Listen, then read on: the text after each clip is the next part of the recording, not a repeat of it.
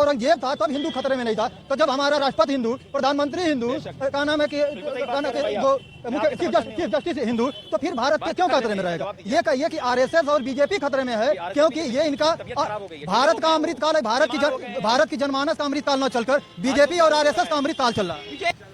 तो यहाँ पर युवाओं का जमघट लगा हुआ है। युवा जो हैं वो राहुल गांधी के समर्थन में आए हुए हैं। इनका कहना है कि राहुल गांधी, इनका अपना अलग अलग विचार है।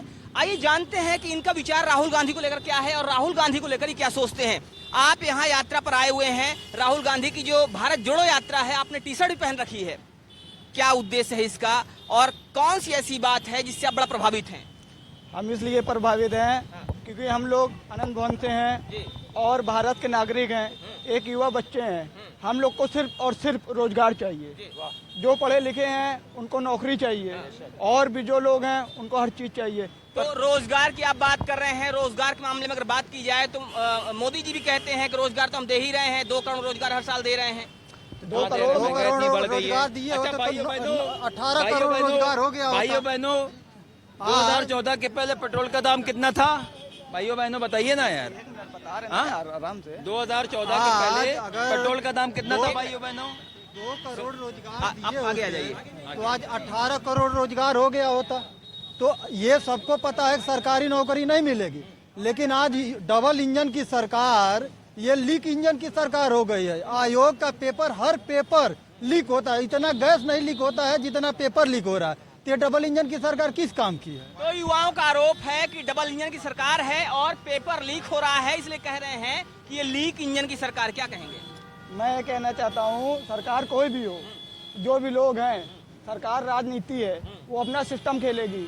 और जो सरकार है और भी सिस्टम चाहती है, तो जो भी लोग हैं भारत में, हिंदू मुस्लिम सिख ईसाई सब आपस में भाई भाई हैं। और जो भी है सरकार, मोदी सरकार हो या कोई भी सरकार हो, हर सरकार में इंसान लड़ाई करवाता है और भी चीज़ें होती हैं। पर कहने का मतलब ये है, जो भी है सिस्टम में रहे, कोई भेदभाव नहीं होना चाहिए। भारत का मतलब राहुल गांधी आए हैं, उनका जो भी दौरा चल रहा है वो अभी निकले हैं, तो अगर आए हैं तो सब जोड़ने की बात कर रहे हैं। तो हक की तो आप कह रहे हैं कि राहुल गांधी देश को जोड़ने की बात कर रहे हैं। क्या अभी तक देश टूटा हुआ था? बिल्कुल टूटा हुआ था। देखिए न्याय देने की बात है। देखिए ऐसे थोड़ा सामने से रखिए, चेहरा आपका आएगा। देश टूटा नहीं था, लेकिन देश का नाम है कि वैमनस्यता हो गई थी। एक दूसरे से पहले 4 भागों में बांटा था, लेकिन ये गवर्नमेंट जब से आई है, जब औरंगजेब था तब हिंदू खतरे में नहीं था, तो जब हमारा राष्ट्रपति हिंदू, प्रधानमंत्री हिंदू, का नाम है कि चीफ जस्टिस हिंदू, तो फिर भारत के क्यों खतरे में रहेगा? ये कहिए कि आरएसएस और बीजेपी खतरे में है, क्योंकि ये इनका भारत का अमृतकाल है, भारत की जनमानस का अमृतकाल न चलकर बीजेपी और आरएसएस का अमृतकाल चल रहा है। बीजेपी और आरएसएस का अमृतकाल चल रहा है, ये एक बड़ा आरोप है। यहाँ पर आप आगे आइए, इधर आइए। आज युवा दुविधा में फंसा हुआ है। वो जानता है कि अगर हम मुखर होकर बातें करेंगे तो जिस तरीके नेताओं के सामने पीछे ईडी सीबीआई तमाम तरीके की मिशनरी लगा दिया जा रहा है, वैसे हमारे पर भी एफआईआर हो जाएगा। ये तानाशाही सरकार है। इस तानाशाही सरकार एकदम सोच रही है कि कोई बोले ना, हिटलर शाही सरकार चल रही है। आप कह रहे हैं तानाशाही सरकार है, मोदी जी कह रहे हैं कि हम लोकतंत्र की स्थापना कर रहे हैं, लोकतंत्र पे काम कर रहे हैं। अगर लोकतंत्र पे काम कर रहे होते तो लोकतंत्र तो है ही है। लोकतंत्र पे कहाँ काम चल रहा है? आप ये बताइए, कहाँ लोकतंत्र से काम चल रहा है? नहीं, आपका जैसे आरोप है कि आप कह रहे हैं कि यहाँ पर तानाशाही चल रही है। मोदी जी कह रहे हैं कि हम लोकतंत्र की स्थापना कर रहे हैं, योगी जी कह रहे हैं कि हम लोकतंत्र पर काम कर रहे हैं।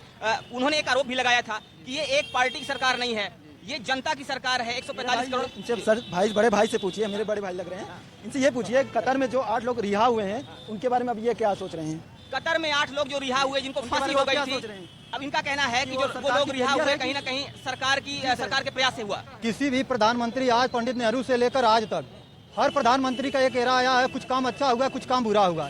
किसी से हमारी वैचारिक दुश्मनी नहीं है। मतलब यह है कि आपकी नीतियों से दुश्मनी है। अगर आपकी नीतियाँ अच्छी हैं तो हम आपकी वाहवाही करेंगे। अच्छा, कौन सी ऐसा है कि उस समय मोदी जी ने सही काम किया था। और अगर मोदी जी 2019 यही फरवरी महीना है, 2 दिन बीता, 14 फरवरी पुलवामा अटैक हुआ। आज तक पुलवामा का क्या एक्सरे हुआ, क्या पता चला? पुलवामा 5 साल हो गया। पुलवामा अटैक हुआ, एक मोदी जी ने तुरंत स्ट्राइक किया था पाकिस्तान के ऊपर। अरे और तुरंत जितने भी आतंकी थे उनको सबके मार के एकदम जमीन पे लेटा दिया था। अरे भाई आखिर पुलवामा हुआ क्यों?